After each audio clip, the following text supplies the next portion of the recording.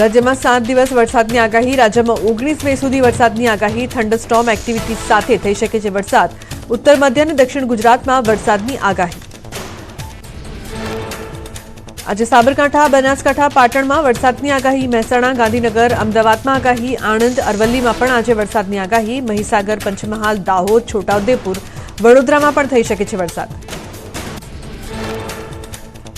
5 દિવસ ગાજવીજ અને તોફાન સાથે પડી શકે વરસાદ. હવામાન નિષ્ણાત પરેશ ગોસ્વામીની મોટી આગાહી. રાજ્યના અનેક ભાગમાં 12 મેથી 16 મે સુધી પડી શકે વરસાદ. મહારાષ્ટ્રમાં સર્જાયેલા સીએ ઝોનની વાતાવરણ પર દેખાશે અસર. ગુજરાતના તમામ વિસ્તારને આવરી લેશે વરસાદ. સૌરાષ્ટ્ર, કચ્છ, દક્ષિણ મધ્ય ગુજરાતમાં વરસાદની આગાહી. આજે દક્ષિણ ગુજરાતના ભાગોમાં પડી શકે વરસાદ. 1 થી 1.5 ઇંચ જેટલો વરસાદ પડી શકે. થંડર સ્ટોર્મ એક્ટિવિટીના કારણે પડશે વરસાદ. સીબીએસઈ ધોરણ 12નું પરિણામ જાહેર. સીબીએસઈની વેબસાઇટ પર જાણી શકાશે પરિણામ. સીબીએસઈ ધોરણ 12નું 87.98% પરિણામ. દેશના અંદાજિત 35 લાખ વિદ્યાર્થીઓ આપી હતી પરીક્ષા. ગત વર્ષે 90.68% હતું પરિણામ. આજે ગુજરાત ગૌણ સેવા પસંદગી મંડળની વર્ગ 3ની પરીક્ષા. Senior clerk, junior clerk, head clerk સહિત 21 વિભાગીય પદ માટે પરીક્ષા. અગાઉ પરીક્ષાની તારીખમાં કરાયો હતો ફેરફાર.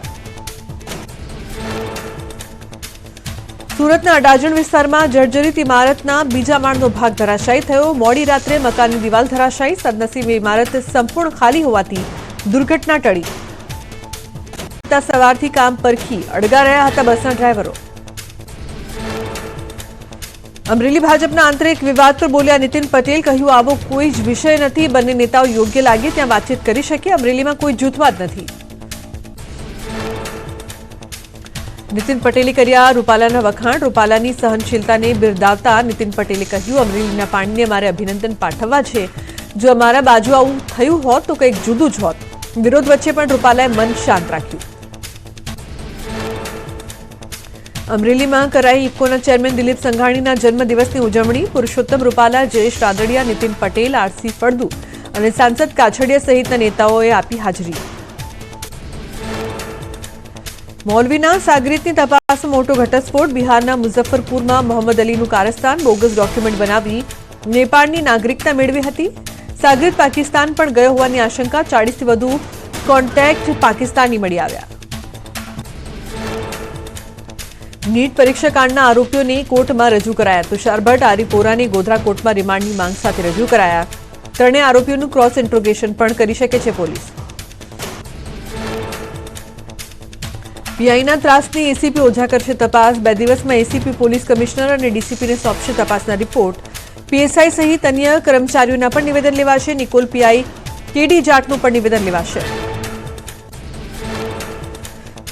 સુરતમાં આઈટી વિભાગની તપાસમાં મોટા ખુલાસા. 400 કરોડના બેનામી વ્યવહાર મળી આવ્યા. સતત ચોથા દિવસે પણ આઈટીનું સર્ચ ઓપરેશન. ઐશ્વર્યા ડાઇંગ મિલ સાથે અન્ય 3 સ્થળે તપાસ. ખરીદી અને વેચાણ ચોપડે ન બતાવી તેને રોકડમાં વેચાતું હતું.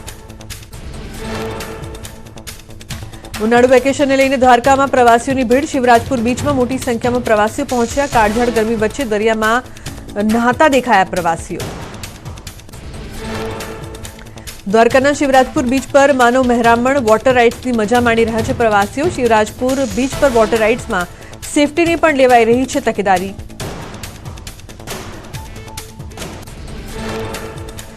માઉન્ટ આબુમાં જોવા મળ્યો પ્રવાસીઓનો ધસારો. ગરમીની રજાઓમાં 70,000થી વધુ પ્રવાસીઓ પહોંચ્યા માઉન્ટ આબુ. સિરોહી અને આબુ રોડમાં મહત્તમ તાપમાન 10 ડિગ્રી સેલ્સિયસ. દેશના અન્ય રાજ્યોમાંથી પ્રવાસીઓ માઉન્ટ આબુ આવતા લાખોની આવક. દિગ્ગજો મેદાને. લોકસભા ચૂંટણી 2024ના ચોથા તબક્કાનું મતદાન શરૂ. હૈદરાબાદમાં આવેલા જ્યુબિલી હિલ્સ પબ્લિક સ્કૂલ પર મતદાન કેન્દ્રમાં અભિનેતા અલ્લુ અર્જુને પોતાનો મત આપ્યો.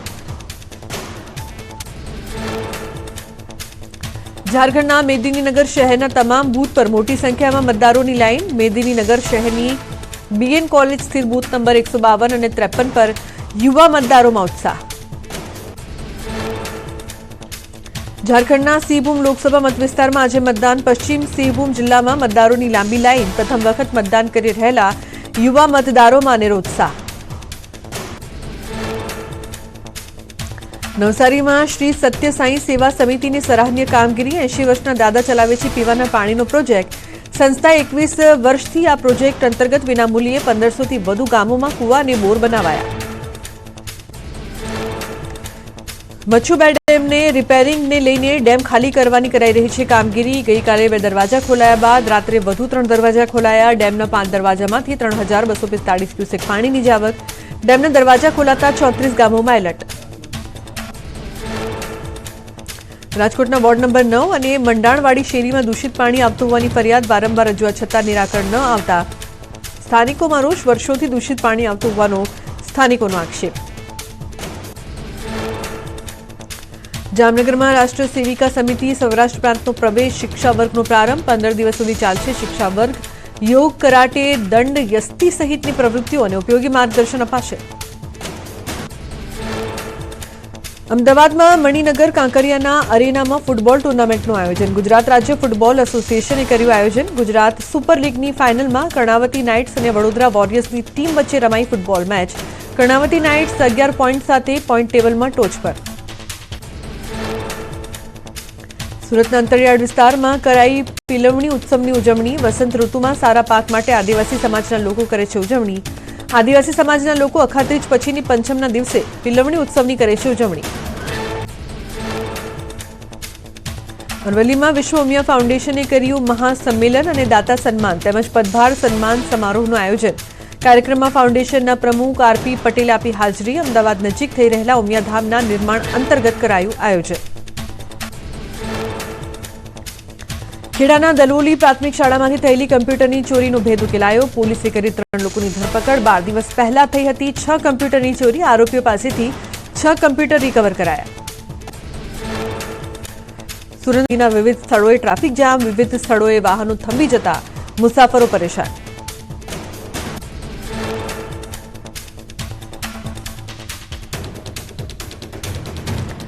ચૂંટણીના અંતિમ તબક્કાઓમાં ભાજપનો ઝંઝાવાતી પ્રચાર. સુરતથી 25 જેટલી કાર સાથે ભાજપના કાર્યકરો ઉત્તર પ્રદેશમાં પ્રચાર અર્થે રવાના થયા. પ્રવીણસિંહ અશોકસિંહના નેતૃત્વમાં સુરતના ભાજપના કાર્યકરો કરશે પ્રચાર.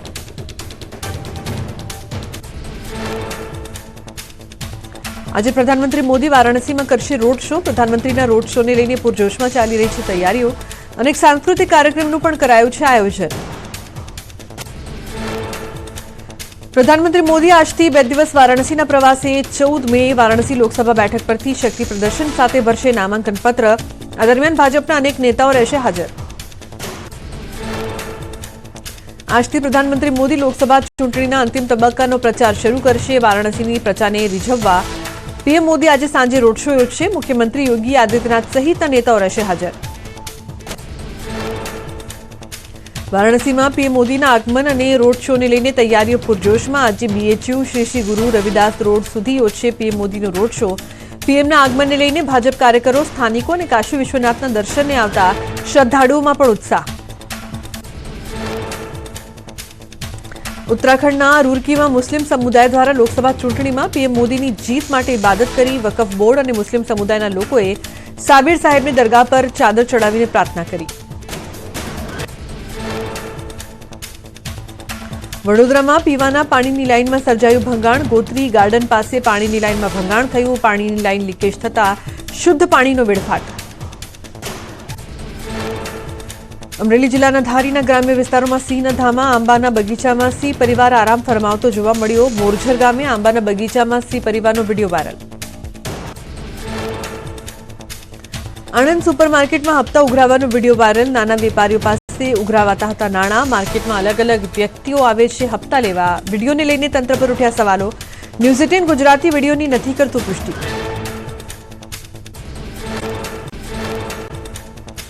નેટ કાંડ મામલે પોલીસને મળી મોટી સફળતા. પોલીસે 2 મુખ્ય આરોપી તુષાર ભટ્ટ અને આરિફ વોરાને રાઉન્ડઅપ કર્યાની માહિતી સામે આવી. સમગ્ર મામલે મોટા માથાઓના પણ ખુલી શકે છે નામ.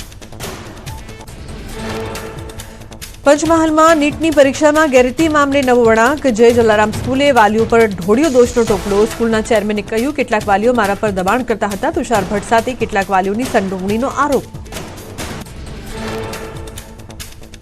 સુરતમાં હિન્દુ નેતાની હત્યાના કાવતરા મામલે આરોપી મોહમ્મદ અલીના 12 દિવસના રિમાન્ડ મંજૂર. ક્રાઇમ બ્રાન્ચે 14 દિવસના માંગ્યા હતા રિમાન્ડ. આરોપીની પૂછપરછમાં થઈ શકે છે મોટા ખુલાસા. આરોપીની બિહારના મુઝફ્ફરપુરથી થઈ હતી ધરપકડ. બિહારથી ઝડપાયેલા આરોપી શહેનાઝ ઉર્ફે મોહમ્મદ અલી મામલે ચોંકાવનારો ખુલાસો. આરોપી શહેનાઝે જ પાકિસ્તાનના ડોગરનો સંપર્ક મૌલવી સોહેલ સાથે કરાવ્યો. શહેનાઝે જ મૌલવીને મેળવીને આપ્યો હતો ઇન્ટરનેશનલ નંબર. સુરતમાં મૌલાનાના કેસમાં પોલીસ એક્શનમાં વધુ 2 આરોપીઓ ક્રાઇમ બ્રાન્ચના સકંજામાં આવ્યા. બિહાર બાદ હવે મહારાષ્ટ્રથી શકીલ સતાર નામના એક વ્યક્તિની વધુ ધરપકડ કરવામાં આવી. ઝડપાયેલા આરોપીને સુરત લવાશે. સમગ્ર મામલે અત્યાર સુધી 7 લોકોની પૂછપરછ કરવામાં આવી. પકડાયેલા 3 આરોપી કોન્ફરન્સ કોલ કરીને ચર્ચા કરતા હતા. હિન્દુ આગેવાનોની હત્યા મામલે કોન્ફરન્સ કોલમાં કરતા હતા ચર્ચા. દાહોદમાં પડેલા માવઠાના કારણે એપીએમસીમાં ખુલ્લામાં પડ્યો માલ પડ્યો. ખુલ્લામાં પડેલી તમામ જણસી તરબોળ થતા લાખો રૂપિયાનું નુકસાન. યાર્ડમાં ખેડૂતોની જણસ રાખવા પૂરતી જગ્યા ન હોવાનું વેપારીઓનું નિવેદન.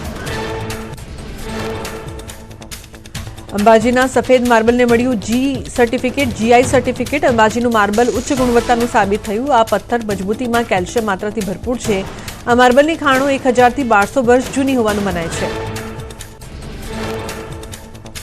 માઉન્ટ આબુના દેલવાડાના દેરા અને શક્તિપીઠ અંબાજીનું મંદિર આ માર્બલમાંથી જ બનેલ હોવાની માન્યતા. બનાસકાંઠા જિલ્લા કલેક્ટર સહિત ખાણ ખનીજ વિભાગના અધિકારીઓ આ ટેગ અપાવવામાં સહભાગી થયા. ટેગ મળતા અંબાજીના માર્બલની વેલ્યુએશન મોટા માર્કેટમાં ઘણી ઊંચી થઈ છે. ત્યારે સરકાર જીએસટી દરમાં કરે ઉદ્યોગપતિઓને આશા. હાલ જીઆઈ વેપારીઓમાં ખુશીનો માહોલ છવાયો.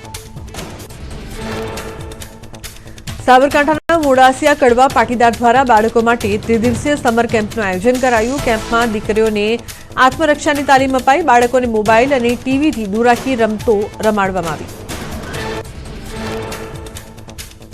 100 થી વધુ શિક્ષકો, 100 થી વધુ સ્વયંસેવકો, 100 જેટલા સમાજના અન્ય હોદ્દેદારોએ આ કેમ્પનું આયોજન કર્યું. સવારના 6 વાગ્યાથી શરૂ કરાયો કેમ્પ, જેમાં બાળકોને ઇન્ડોર આઉટડોર સેલ્ફ ડિફેન્સ શીખવાડવામાં આવી. કેમ્પમાં 4 વર્ષથી લઈ 14 વર્ષ સુધીના બાળકોને તાલીમ આપવામાં આવી. બાળકોની બુદ્ધિ ક્ષમતા વધે તે પ્રકારની રમતો રમાડવામાં આવી. ડ્રોઈંગ, પેપર ક્રાફ્ટ સહિત પરીક્ષા અને કારકિર્દીને લઈને અપાયું માર્ગદર્શન. મોરબીમાં વેપારીઓની સમસ્યા. બજારમાં 10 રૂપિયાની નોટની અછત અને ગ્રાહકો 10 રૂપિયાના સિક્કા સ્વીકારતા નથી. વેપારીઓએ 10 નોટો વધારવા જિલ્લા કલેક્ટરને રજૂઆત કરી હતી. કલેક્ટરના આદેશ બાદ મોરબીની એસબીઆઈમાં 50 લાખની નવી 10ની નોટો આવી. વેપારીઓનો આક્ષેપ છે કે 10ની નવી નોટો ભજન અને ડાયરામાં તેમજ પ્રસંગોમાં ઉડાડવા માટે તેમજ આંગળીયા પેઢીઓમાં સંગ્રહ થાય છે, જેને પગલે બજારમાં અછત સર્જાય છે. વેપારીઓનું કહેવું છે કે મોરબીની બેંકોમાં 75 ના 10ના સિક્કા બિનઉપયોગી હાલત મળ્યા છે. જેથી વેપારીઓની માંગ છે કે 10ના સિક્કા સ્વીકારવા બાબતે કલેક્ટર જાહેરનામું બહાર પાડે, જેથી આ સમસ્યાનો ઉકેલ મળી શકે. ભગવાન બદ્રીનાથ ધામના કપાટ ખોલવામાં આવ્યા. ઢોલ નગારા તથા નાચગાન સાથે મંદિરના કપાટ ખોલાયા. મોટી સંખ્યામાં શ્રદ્ધાળુઓ હાજર રહ્યા. અંદાજિત 20,000 થી વધુ શ્રદ્ધાળુઓ દર્શનાર્થે પહોંચ્યા. અત્યાર સુધીમાં 7 લાખથી વધુ લોકોએ રજીસ્ટ્રેશન કરાવ્યું. મંદિરના કપાટ ખોલતા તેમાં બદ્રીનાથ ભગવાનની મૂર્તિ, ઘીથી તરબતર અને અખંડ જ્યોત પ્રજ્વલિત જોવા મળી. સાધુ સંતો અને મહંતોએ ભગવાન બદ્રીનાથના દર્શન કરીને ધન્યતા અનુભવી. બદ્રી વિશાલ લાલ કી જયના જયકારા સાથે ગુંજી ઉઠ્યું બદ્રીનાથ ધામ. દર્શન માટે ભક્તોનું ઘોડાપુર ઉમટ્યું. સૈન્ય બેન્ડની મધુર ધૂન વચ્ચે શ્રદ્ધાળુઓ માટે ખોલાયા મંદિરના કપાટ. પાણી જ દેખાતા રાહદારીઓ અને વાહન ચાલકો અટવાયા. કેલમંગલમ એન્થવનપલ્લી વિસ્તારોમાં ભારે વરસાદ પડ્યો. કરા સાથે વરસાદ ખાબકતા વાતાવરણમાં ઠંડક પ્રસરી. સતત ગરમીથી પરેશાન લોકોને મળી આંશિક રાહત. તમિલનાડુમાં વરસાદે ભૂકા બોલાવ્યા. ધોધમાર વરસાદના કારણે બસમાં પાણી પડવા લાગ્યું. પેરિયાકુલમથી વીરપાંડી જતી બસની છત પરથી પાણી પડતા મુસાફરો પલળ્યા, તો કેટલાક મુસાફરોએ બસમાં છત્રી ખોલીને કરી મુસાફરી. તમિલનાડુના કોડાઈ કેનાલ જંગલ વિસ્તારમાં વટ કનાલ, વેલ્લા કેવી, પાંબરપુરમ અને અન્ય વિસ્તારોમાં ધોધમાર વરસાદ. કુંભકરાઈ ધોધમાં આવ્યું પૂર. વન વિભાગે પ્રવાસીઓને ધોધમાં નહાવા પર પ્રતિબંધ મૂક્યો. પાણીનો પ્રવાહ સ્થિર ન થાય ત્યાં સુધી રહેશે પ્રતિબંધ. તમિલનાડુના તિરુપુરુમાં અનેક સ્થળોએ વીજળીના ચમકારા સાથે વરસાદ. તિરુપુરુમાં અવિનાશી, મંગલમ અને તિરુપુરુના અન્ય ભાગોમાં વરસ્યો વરસાદ.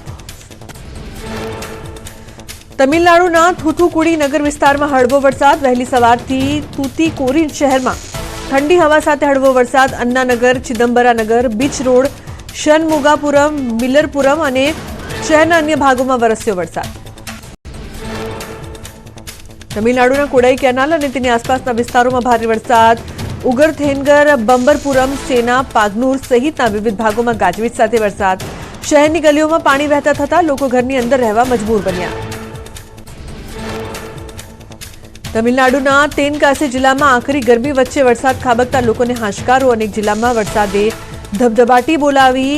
કોટલમ સહિતના ઘણા ભાગોમાં ગાજવીજ સાથે વરસાદ.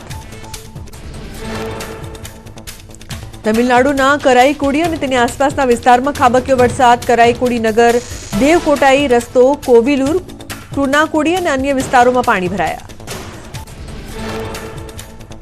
તમિલનાડુના પુદકૈટી જિલ્લામાં અને અલંગુડીની આસપાસના વિસ્તારોમાં વરસ્યો વરસાદ. ગણતરીના કલાકોમાં વરસાદની ધમાકેદાર બેટિંગ. અલગુંડીના રસ્તાઓ પર પાણી વહેતા થતા રસ્તા પર વાહન ચાલકો થયા પરેશાન.